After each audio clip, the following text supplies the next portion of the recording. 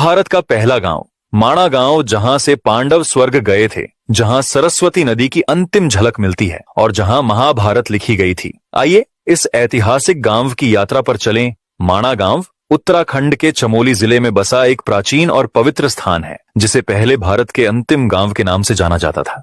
अब इसे भारत का पहला गांव कहा जाता है। बद्रीनाथ से मात्र 3 किलोमीटर की दूरी पर स्थित यह गांव भारतीय संस्कृति और इतिहास का एक अनमोल खजाना है। यहाँ के मुख्य आकर्षणों में है गणेश गुफा, जहाँ भगवान श्री गणेश ने वेद, पुराण और महाभारत की रचना की थी। कहते हैं जब गणेश जी लिख रहे थे, सरस्वती नदी का शोर उन्हें परेशान कर रहा था। उनकी चेतावनी के बाद भी जब नदी शांत नहीं हुई तो उन्होंने उसे श्राप दे दिया। इसी कारण सरस्वती नदी को सिर्फ माणा गांव से ही देखा जा सकता है। उसके बाद ये पाताल में चली जाती है। इस गांव में मौजूद वसुधारा फॉल एक और अद्भुत स्थान है। 400 फीट ऊंचाई से गिरने वाला यह झरना बेहद खास है। मान्यता है कि इसके पानी की बूंदें केवल पवित्र और धर्मी लोगों पर ही गिरती हैं। गांव में भारत की पहली दुकान भी है, जहां हर पर्यटक जाना चाहता है।